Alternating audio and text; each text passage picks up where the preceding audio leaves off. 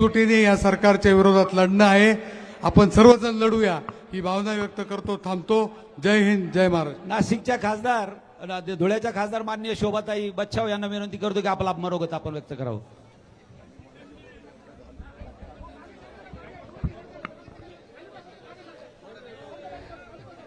आज या ठिकाणी महाविकास आघाडीच्या वतीने शेतकऱ्यांच्या कांद्याला भाव न मिळाल्यामुळे हे संपूर्ण राज्यव्यापी आंदोलन या ठिकाणी उभं केलेलं आहे. या आंदोलनामध्ये सहभागी असलेले सन्माननीय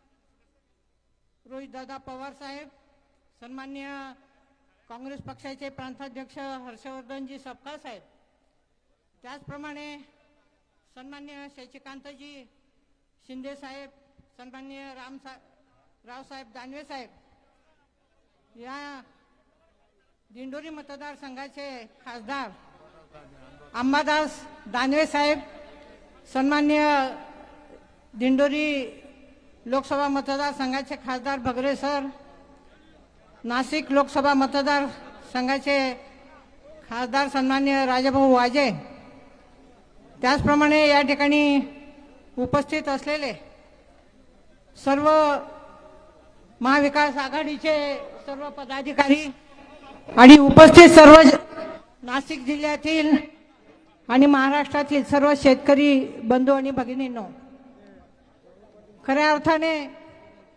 संपूर्ण भारतामध्ये 40% कांदा उत्पादन हे नाशिक जिल्हा या ठिकाणी देत असतो. आणि असं असताना सुद्धा या शेतकरी बांधवांना या युती शासनाच्या माध्यमातून कुठलाही न्याय या ठिकाणी मिळत नाही. हे सरकार शेतकरी विरोधातलं सरकार आहे. आम्ही तिघही खासदार वेळोवेळी लोकसभेमध्ये कांद्यांच्या माळा घालून लोकसभेच्या बाहेर आणि आतमध्ये आंदोलन करत असतो. त्याचप्रमाणे झिरो आवर्सच्या माध्यमातून प्रश्न उपस्थित करत असतो की कांद्याला हमीभाव हा मिळाला पाहिजे.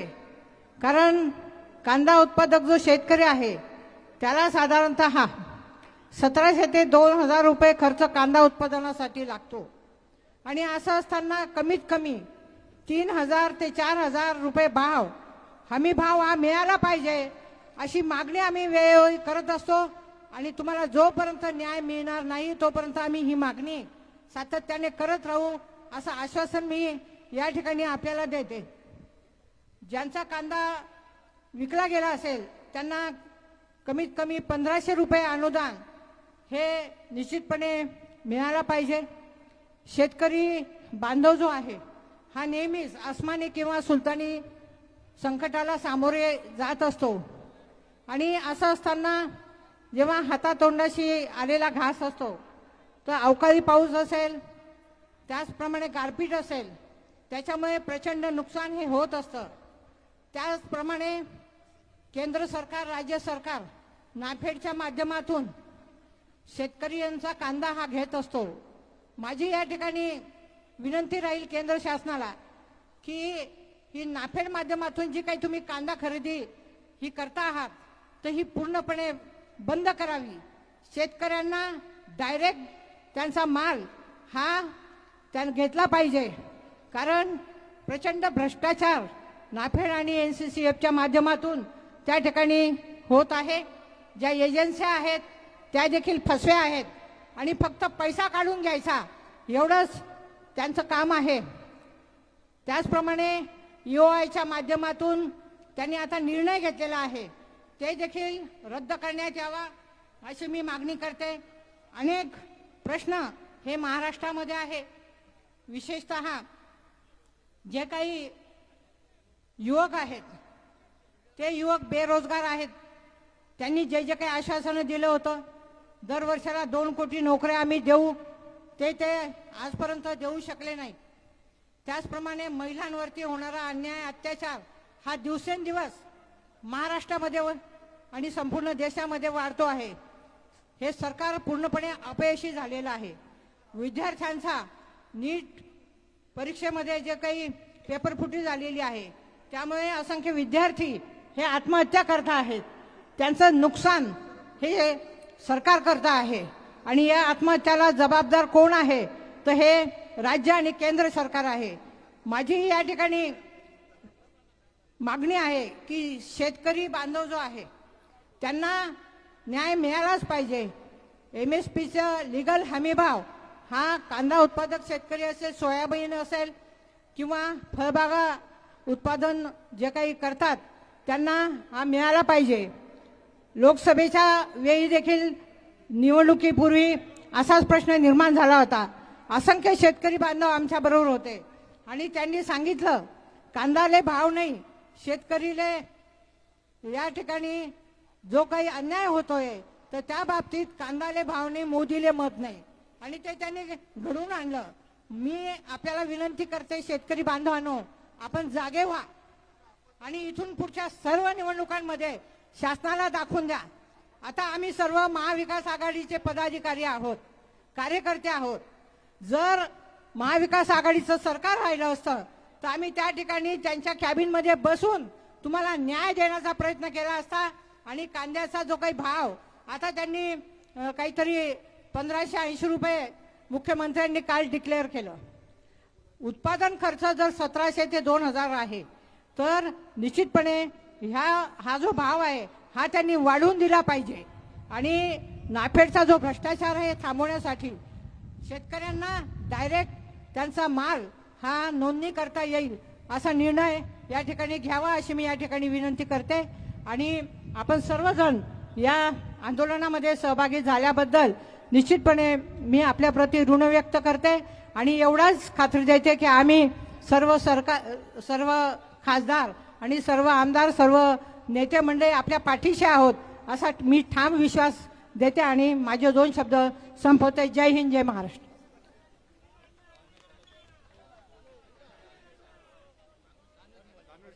शेतकरी एकजुटीचा, शेतकरी एकजुटीचा. यानंतर खासदार बगरे सर बोलतात.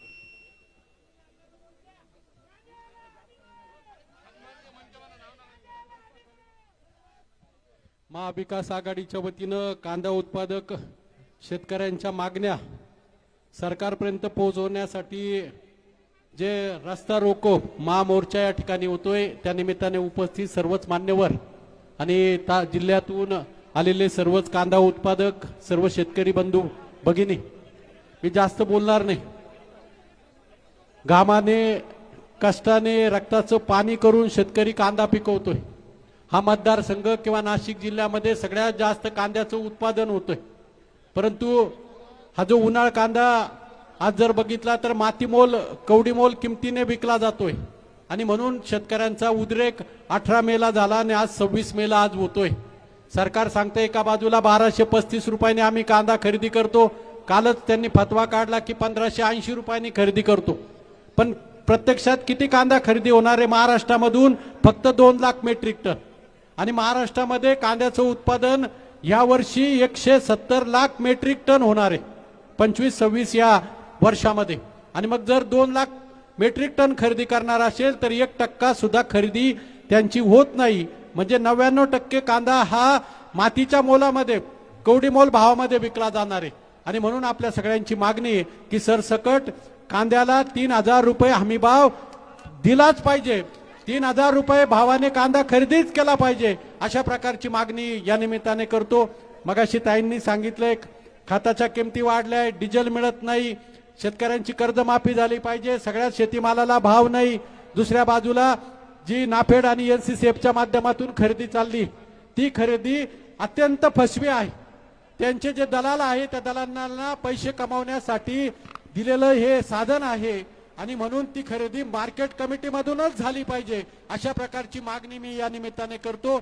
आणि 2 लाख मेट्रिक टन नाही तर यांनी 25% म्हणजे कमीत कमी 8-10 लाख मेट्रिक टनाची खरेदी कांद्याची करावी आणि उरलेला माल हा देखील 3000 रुपयाने खरेदी करावा अशा प्रकारची मागणी मी या निमित्ताने करतो. मगाशी शोभाताई बोलत होत्या की आपण 2024 मध्ये कांदा उत्पादक शेतकऱ्यांना शेतकऱ्यांनी जसा दणका दिला, या भागामधून वाजे साहेब असेल, मी असेल, शोभाताईंना निवडून दिलंय. आणि म्हणून माझी विनंती की आपण जो विश्वास आमच्यावरती टाकलाय लोकसभेमध्ये, सातत्याने शोभाताई असतील, वाजे साहेब असतील, मी असेल, लंके साहेब असतील, आम्ही सगळेच महाविकास आघाडीचे सगळेच खासदार त्या ठिकाणी प्रश्न विचारतोय, पायऱ्यांवरती आंदोलन करतोय. आणि येणाऱ्या अधिवेशनामध्ये देखील आम्ही तुमच्या पाठीमागे राहून आपला प्रश्न कसा सातत्याने सुटेल यासाठी प्रयत्न करू. एवढाच या निमित्ताने बोलतो आणि थांबतो. जय हिंद, जय महाराष्ट्र.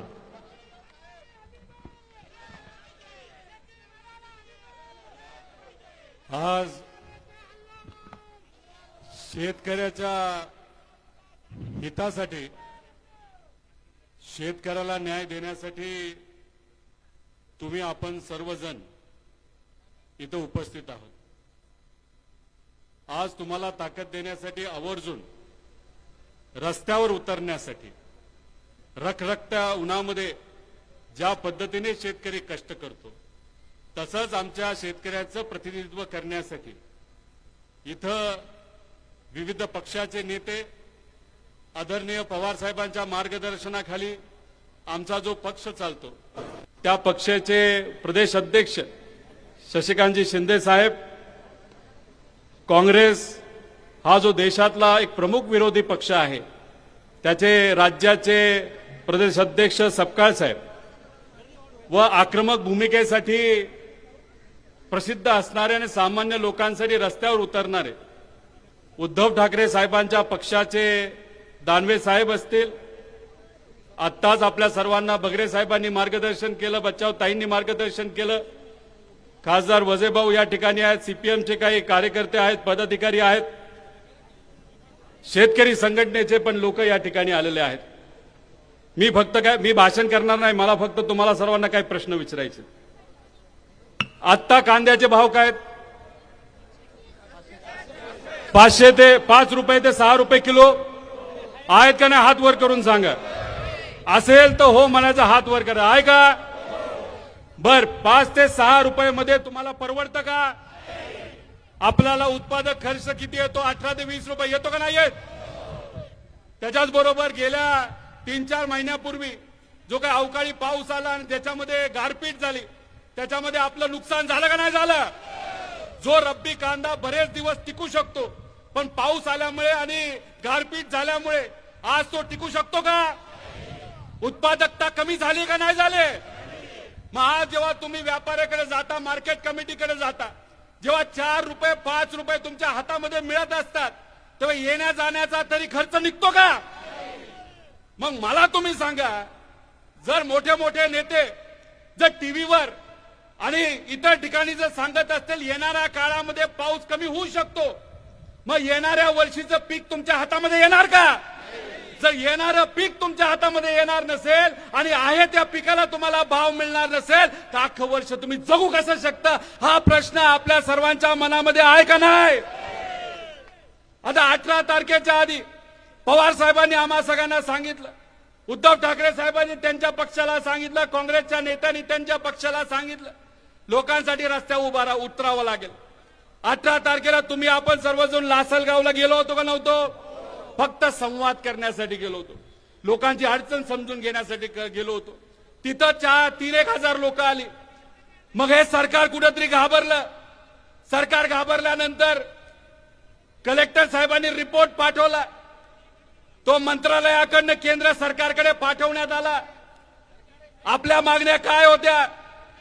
आपल्या मागण्या होत्या, जेव्हा 2023 मध्ये इलेक्शनच्या आधी देवेंद्र फडणवीस साहेबांनी किती रुपयाचा भाव डिक्लेअर केला होता?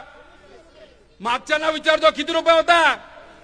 24 रुपये होता. इलेक्शनच्या आधी 24 रुपये आणि मतदान घेतल्यानंतर किती? 12.5 रुपये. हे आम्हाला नाही पटलं आणि मग 18 तारखेला आपण सगळ्यांनी मिळून आंदोलन केल्यानंतर या सरकारला नरमावं लागलं. त्यांनी 15 रुपये 18 पैशावर आता रेट दिला. म्हणजे त्यावेळेच्या आंदोलनाला आपला 3 ते 3.5 रुपयाचं यश मिळालं. पण हे 3.5 रुपये तुम्हाला मान्य आहेत का? ठीक आहे, यश आलं असेल, पण हे 3.5 रुपये मान्य आहेत का? मग सरकारला आपली काय मागणी आहे?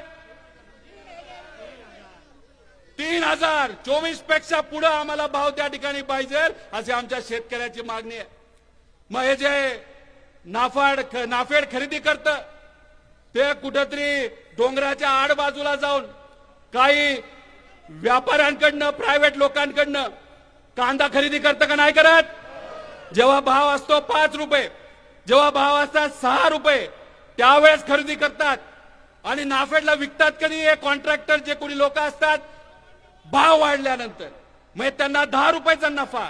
आता सुद्धा नाफेडचे जे काही बगलबच्चे आहेत ना, त्यांनी आता 4 ते 5 रुपयाला कांदा घेऊन ठेवलाय आणि तो कांदा आता ते कितीला नाफेडला विकणार? 15 रुपये 80 पैशाला.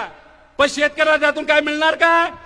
तर आमची मागणी आहे, हे जे बगलबच्चे कोण आहेत माहितीये का? हे सत्ताधाऱ्यांचे कार्यकर्ते आहेत, त्यांना त्यांनी कॉन्ट्रॅक्ट दिलेले आहेत, त्यातून हे पोट भरतायत, घर भरतायत. पण आमच्या शेतकऱ्याचं घर भरताय का? महिला उत्तर कुणीतरी दिलं पाहिजे, म्हणून हे सर्व नेते या ठिकाणी आलेले आहेत. आणि मग आमची मागणी आहे, नाफेडली काळ्या कुठेतरी आडबाजूला खरेदी करण्यापेक्षा कुठं खरेदी करायचं? मार्केट कमिटीमध्ये खरेदी केल्यानंतर काय होतं? स्पर्धा निर्माण होते आणि स्पर्धा निर्माण झाल्यामुळे आमच्या शेतकऱ्याला भाव मिळतो आणि तीच आमच्या सगळ्यांची अपेक्षा आहे. आणि नाफेड म्हणते 2 लाख टन घेणार. 2 लाख टनात काय होणार आहे का? अहो इथंच एक दिवसाला 2 लाख टन गोळा होते. तर आमच्या सगळ्यांची मागणी आहे 8 ते 10 लाख टन कांदा त्या ठिकाणी घेतला पाहिजे.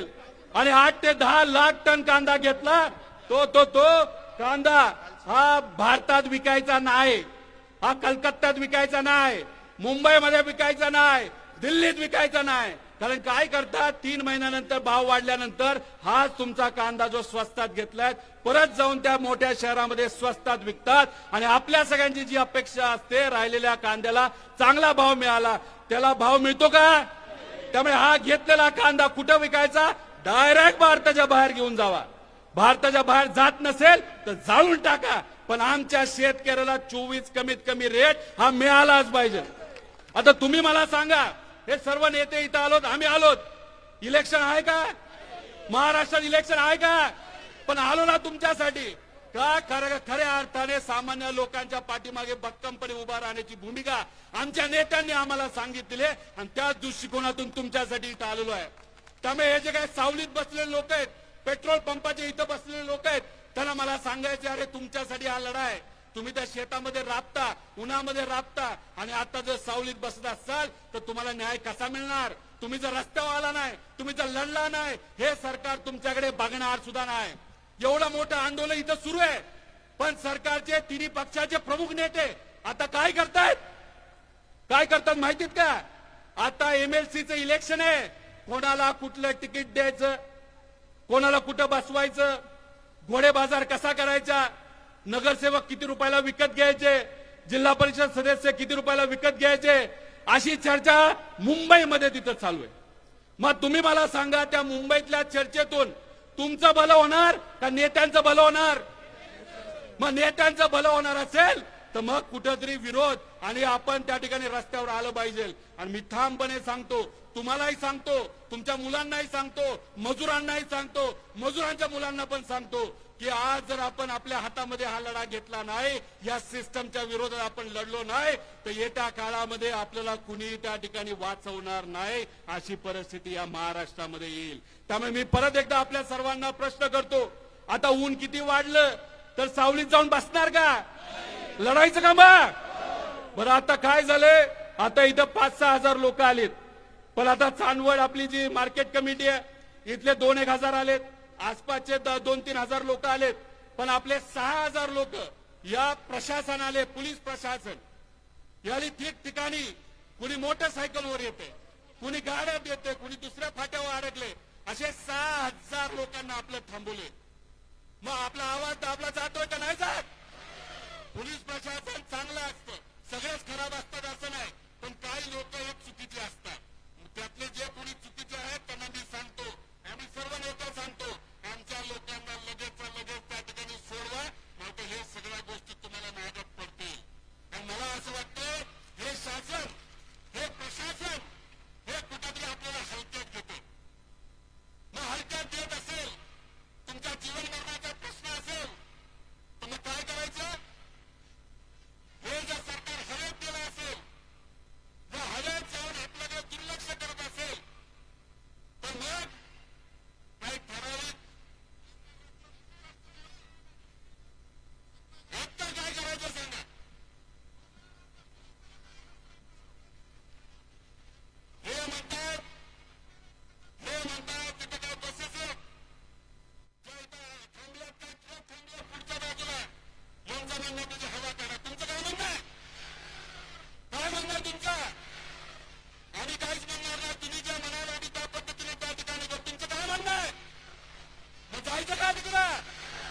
मग जर त्यांनी जेलमध्ये टाकलं, गाडीमध्ये आम्हाला टाकलं, तुम्हाला टाकलं, काय करायचं? मग ठरलं का? मग आम्ही जेलमध्ये जायला तयार आहे. आम्ही काय कोणाला घाबरत नाही का?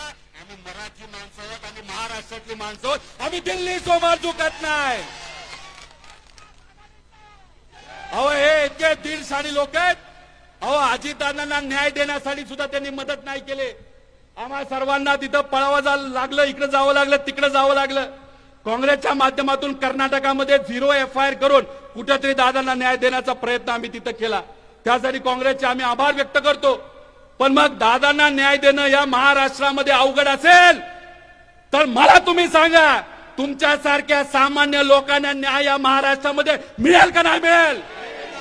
मग जर नाही मिळणार नसेल तर मग कुठेतरी आपल्याला सुद्धा काही गोष्टी हातामध्ये घ्याव्या लागतील. आज एक कांदा आंदोलन आहे, उद्या पेट्रोल डिझेलचं आंदोलन करावं लागेल, उद्या विद्यार्थ्यांसाठी आंदोलन करावं लागेल. आमच्या माता भगिनींची तिथं अब्रू उठली जाते, तिथं अत्याचार होत आहेत, त्या बाबतीत सुद्धा सरकार काही करायला तयार नाही. पेट्रोल आणि डिझेल घेण्यासाठी एखाद्या भिकाऱ्यासारखं आपल्याला लाईनीत उभं राहावं लागतं. आणि हे नेते काय म्हणतात? आमचे शेतकरी, या महाराष्ट्राचे स्वाभिमानी शेतकरी काय करतायत? डिझेल घेऊन काळा बाजार करतायत. अहो जो नेता म्हणला महाजन साहेब, तुम्हाला कदाचित या जिल्ह्याचे पालकमंत्री समजत असाल, पण तुम्ही किती काळा बाजार केलाय हे पुढच्या काही दिवसामध्ये मीच त्या ठिकाणी, आम्ही सर्वजण मिळून त्या ठिकाणी बाहेर काढणार आहोत. त्यामुळे याद राखा, आमच्या शेतकऱ्याला, सर्वसामान्य लोकांवर जर तुम्ही अन्याय केला आणि त्यांना जर अशा लेवलला जाऊन, खालच्या लेवलला जाऊन तर तुम्ही काय केलं, बोललं, तर तुम्हाला या महाराष्ट्रामध्ये, स्वाभिमानी महाराष्ट्रामध्ये, शिवशाहू फुले आंबेडकरांच्या महाराष्ट्रामध्ये फिरणं सुद्धा अवघड होईल. ही गोष्ट त्या ठिकाणी याद ठेवली पाहिजे. त्यामुळे मग आता काही शेतकऱ्यांनी इथं सांगितलंय की आता आपल्याला या हवेत जे लोक गेलेत तर काही गाड्यांची हवा काढून काय या सरकारला कुठेतरी जमिनीवर आणलं पाहिजे. शेतकऱ्यांनी आणि लोकांनी आदेश दिला, सामान्य लोकांनी आदेश दिला, तर आम्ही लोकप्रतिनिधी आहोत, आम्हाला तो आदेश ऐकावाच लागतो. मी या नेत्यांना विचारतो, काय करायचं आता?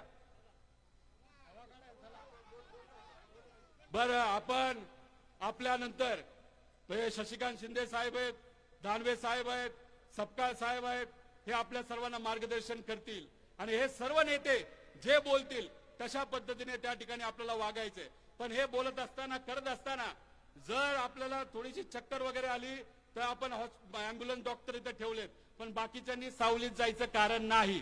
बरोबर का नाही? ऊन वाढत गेलं, टेम्परेचर वाढत गेलं तर काय करायचं? थांबायचं तिथं आहे तसं. कारण का आता जर सहन नाही केलं तर पुढचे अनेक वर्ष सहन करावं लागेल. आणि तुम्हाला सांगतो, नेत्याला काही घेणं देणं नसतं.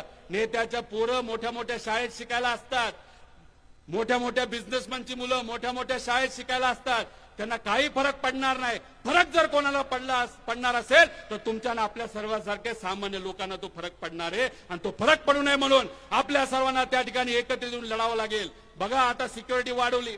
18 तारखेला सुद्धा पोलीस आले होते, आता सुद्धा पोलीस मोठ्या प्रमाणात त्या ठिकाणी आलेले आहेत. म्हणजे कोणाला घाबरलेत? तुम्ही हात वर करून सांगा, कोणाला घाबरलेत?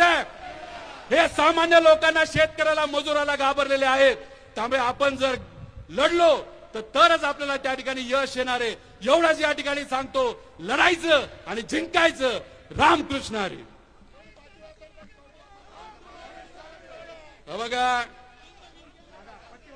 राशी ट्रेडर्स यांनी पोती 13, क्विंटल 30, बरोबर.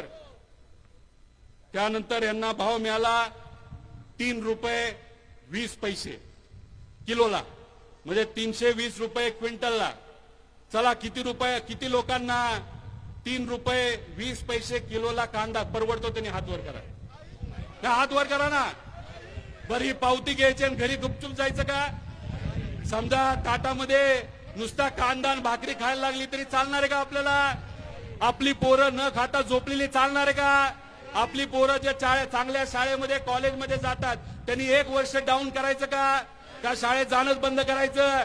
मग ही जी पावती आहे ही आपल्या परिस्थितीचं प्रतीक आहे आणि ही जर बदलायची असेल तर आपल्याला संघर्ष करावा लागेल. आज तर फक्त सुरुवात आहे आणि सरकारने आमच्या शेतकऱ्याचं नाही ऐकलं तर मग आमचे शेतकरी उद्या जाऊन या सरकारचं आणि नेत्यांचं काय करतील हे नक्कीच त्या ठिकाणी आपल्या सर्वांना कळेल. एवढंच सांगतो आणि थांबतो. जय हिंद, जय महाराष्ट्र.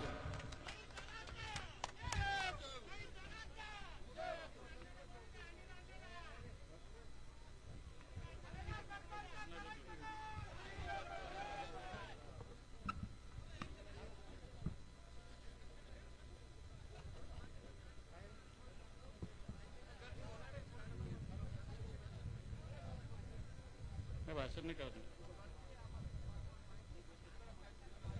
आपण सगळे उन्हात बसलेले आहात, त्यामुळे मी भाषण नाही करणार, फक्त घोषणा देईल.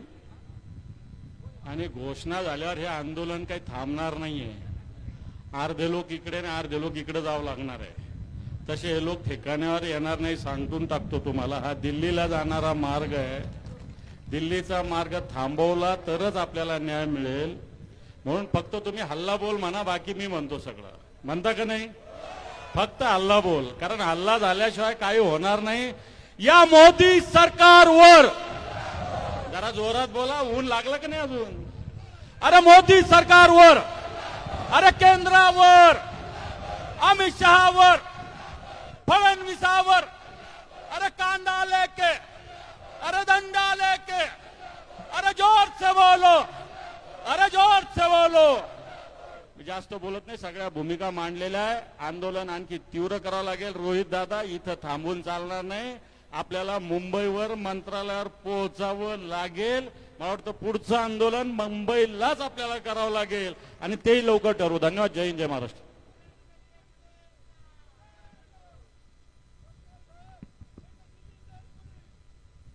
शेतकरी उपाशी, मोदी तुपाशी. लाज वाटली पाहिजे.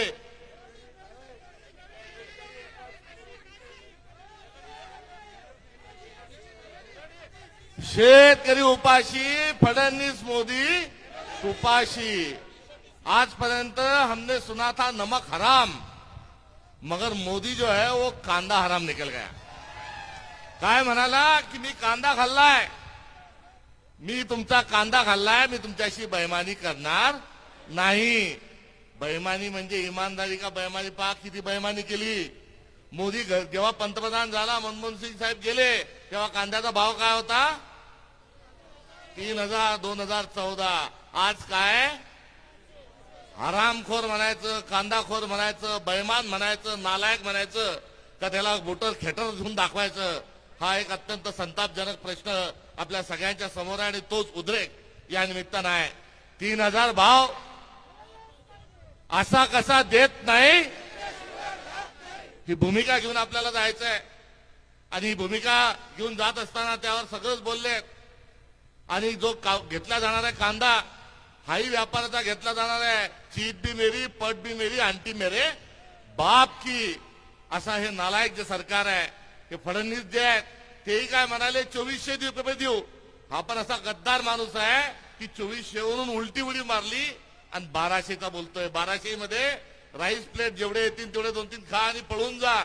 त्यामुळे यांच्या बोलण्यावर कुठे विश्वास नाही. अत्यंत खोटारडा असा महाराष्ट्राचा मुख्यमंत्री आहे. काय म्हणाला पहिले?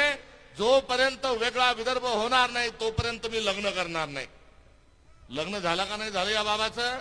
अरे जो विदर्भाच्या मतदारसंघातल्या त्याच्यावर निवडून येतो त्या लोकांशी खोटं बोलतो, तो या महाराष्ट्राशी आणि भारताशी जगाशी खोटं बोलल्याशिवाय राहणार नाही. एवढंच सांगतो. मात्र हा जो भाव पडलेला आहे, या पडलेल्या भावाला मोदी आणि फडणवीस जबाबदार आहेच आहे. मात्र यावर आपल्याला ही लढाई थांबून चालणार नाही, कारण आंतरराष्ट्रीय स्तरावर कांद्याचा भाव ठरत असतो. बांगलादेशाने कांदा बांगलादेश द्या द्या म्हणत होता, मोदीने एकदम झटक्यात खटक्यात पाडला. आणि खटका पाडला, बटन जसं बंद करतो, स्विच जसा बंद करतो तसा बंद केला. ती शेख हसीना बाई जी होती पंतप्रधान, ती खुशामता करायला लागली, गयावया करायला लागली. मात्र या बाबांना ऐकलं नाही. बांगलादेशानं काय केलं? भारत आपल्याला अडचणीत आणतो म्हणून त्यांनी इतर ठिकाणून कांदा घेतला. श्रीलंकेने तेच केलं, इराणने तेच केलं. हा भांडकुदळ मोदी जो आहे, हा सर्व आपल्या शेजाऱ्या पाजाऱ्याशी आणि जगातल्या सर्व लोकांची यानं खाजून घेतलेलं आहे, भांडणं घेतलेलं आहे. हा जोपर्यंत दलिंदर पंतप्रधान पदाच्या खुर्चीवर आहे तोपर्यंत भारताचा कांदा कुणी आयात करायला तयार नाही. बरोबर सांगतो का चूक सांगतो? जो भी कहेंगे सच कहेंगे, सच के सिवा कुछ नहीं कहेंगे. आपण डिझेलच्या लाईनीत आहे आणि दररोज 50,000 50 के म्हणजे हजारो लाखो लिटर डिझेल जे आहे हे बांगलादेशात चाललं. अरे मूर्खा, असं म्हणणं योग्य नाही, मात्र दुसरा शब्द नाही. अरे मोदी मूर्खा, तू सांग ना की डिझेल पाहिजे असेल तर कांदाही घ्यावा लागल. 1 के साथ 1, तर आम्ही तुम्हाला डिझेल देऊ, मात्र याची सांगायची हिंमत नाही. आंतरराष्ट्रीय सगळ्यांशी हा भांडला, आपला कांदा कोणी घ्यायला तयार नाही. याचं सोल्युशन काय, याचं औषध काय? ये सरदार निकम्मी है, ये सरकार बदलनी है.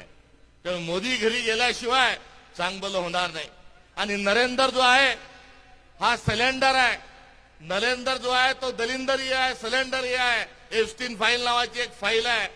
तो एप्स्टीनचं एक बेट आहे. त्या बेटावर लहान लहान मुलींचं शोषण केलं जातं, माणसाचं मटण खाल्ल्या जातं, वाढलं जातं.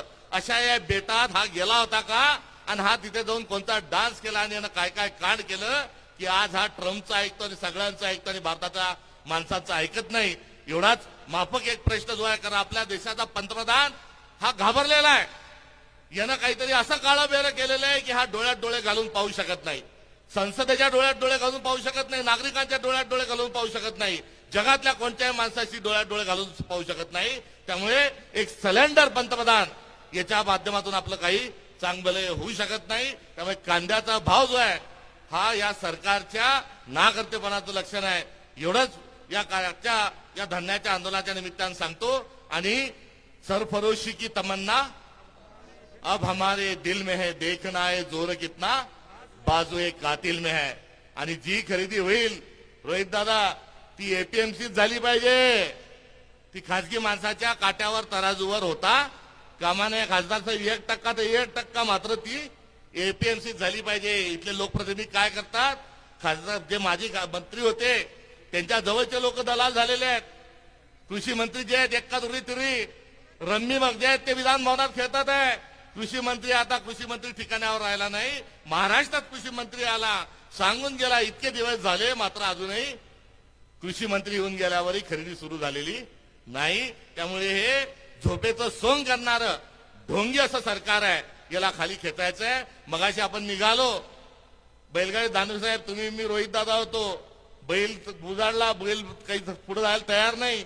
बैलाचं म्हणणं हे होतं की इथं फाट्यावर मला कशाला आणता, तुम्ही बसा आणि दिल्लीला घेऊन जा आणि त्या मोदीला त्याला या बैलगाडीत बसून त्याला त्याची विल्हेवाट हिमालयामध्ये कुठेतरी लावा. म्हणून बैल आता जो आहे त्याचाही संकेत हा आपल्या बाजूने आहे. त्यामुळे बळीराजाला छळणाऱ्या अशा या दलिंदर बदवक्कर सरकारला आपण किती साथ देऊन थांबणार नाही. त्याला खाली खेचण्याशिवाय गत्यंतर नाही. आणि त्यासाठी महाविकास आघाडी विरोधी पक्ष आम्ही सर्वजण आपल्या सगळ्यांच्या सोबत आहे.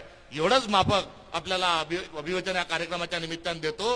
राहुल गांधींसारखा एक धडाडीचा बाणा असणारा माणूस न झुकता झुकेंगे साला भूमिका घेऊन आपल्या सगळ्यांच्या सोबत आहे. आणि अशा नेतृत्वात आणि राज्यातल्या तमाम महाविकास आघाडीच्या नेत्यांच्या माध्यमातून आपल्याला भरगतचा आपल्या पदरात पाडून घेतल्याशिवाय थांबायचं नाही. ही आन बाण आणि शान आपल्या सर्वांची राखण्याचं आपल्या सगळ्यांना शपथ देतो. थांबतो. जय बळीराजा.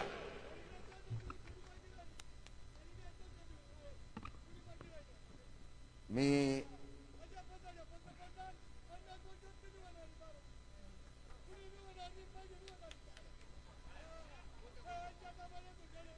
असं सगळे जर वाढायला लागले तर हे सरकार 100% जाईल. मी आज नाशिकच्या शेतकऱ्यांच्या आक्रोश मोर्चाला महाविकास आघाडीचे आमचे सर्व नेते मंडळी उपस्थित राहिलेले आहे. प्रथमतः तुमच्या सर्वांचा आभार व्यक्त करतो.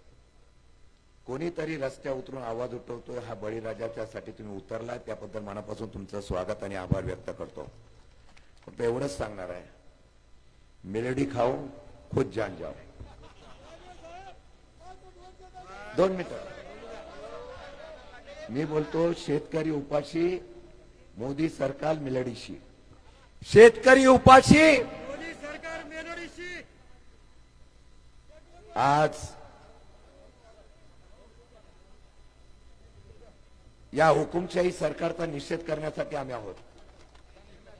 मी फार बोलणार नाही.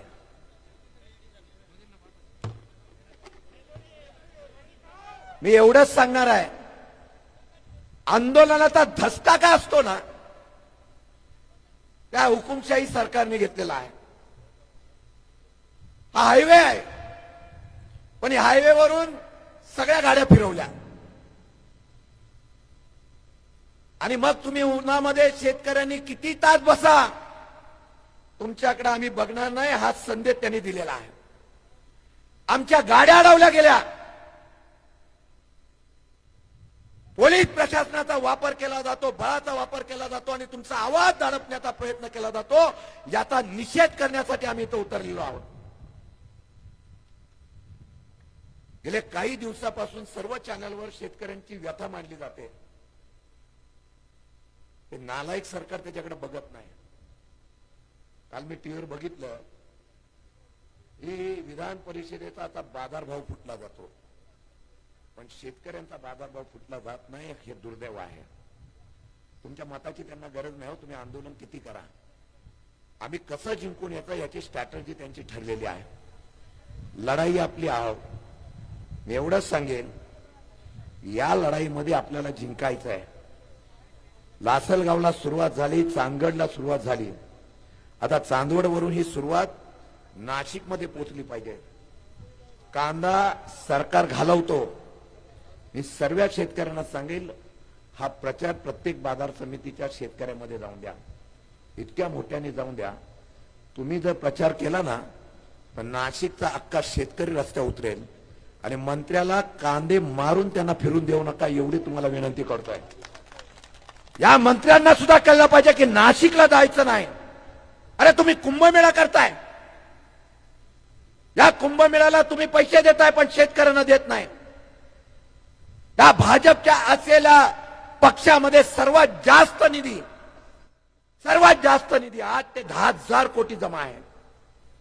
तेवढा जरी पैसा या शेतकऱ्यांना दिला ना तरी पुष्कळ होईल.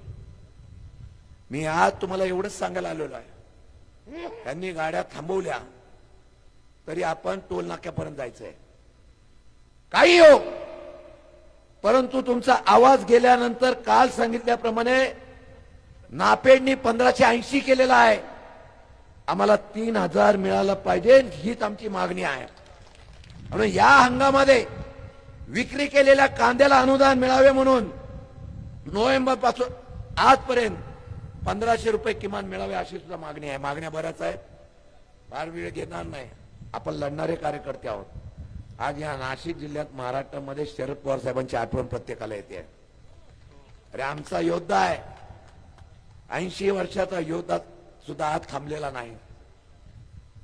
या नाशिकला द्राक्ष असो कांदा असो एकच नेता निर्णय घेत होता, तो शरद पवारच्या माध्यमातून, मनमोहन सिंगाच्या माध्यमातून करत होता.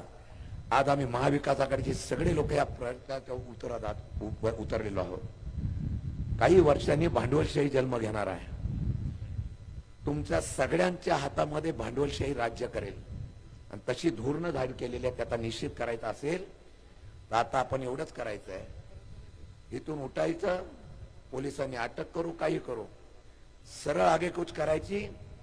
तुम्ही मुंबई महामार्ग, दिल्ली महामार्ग रोकाल, पण मगाशी दानवे साहेब म्हटल्यानंतर उद्या आपली बैठक आहे आणि उद्याच्या बैठकीमध्ये आम्ही ठरवतो, वेळ पडली तर मुंबईचं महामार्ग आणि मंत्रालय सुद्धा ठप्प करायचं नाशिकसाठी, असं धोरण आपण या ठिकाणी जाहीर करू. आणि म्हणून आपल्याला सांगतो, आता ही बैठक झाल्याबरोबर सगळ्यांनी ताकदीने पुढे जायचं आहे आणि या दडपशाहीच्या विरोधामध्ये आंदोलन करण्याची सुरुवात करायची. नाशिक शेतकऱ्यांच्या आवाजाने पेटला पाहिजे आणि महाराष्ट्र सरकार आणि दिल्लीचं सरकार गडगडला पाहिजे. अशा प्रकारचा आवाज आपण करू. शेतकरी एकजुटीचा. अरे कोण बोलतो देणार नाही? अरे हमी भाव आमच्या हक्काचा. मला सगळ्यांना विनंती आहे, अँब्युलन्स असेल, व आपल्या महाराष्ट्रातले नागरिक असतील, सरकारी प्रॉपर्टी असेल, त्याच्याच बरोबर शाळा असतील, लहान मुलांच्या काही गाड्या असतील, कुठेही कोणाला इजा पोहोचणार नाही याची दक्षता तिथे घेऊ. पण काय झालं तर ह्या सरकारला त्या ठिकाणी आपल्याला सांगावंच लागेल की आज आमच्या सामान्य शेतकऱ्याला काय अडचणी त्या ठिकाणी पोहोचतात. त्यामुळे शेतकरी एकजुटीचा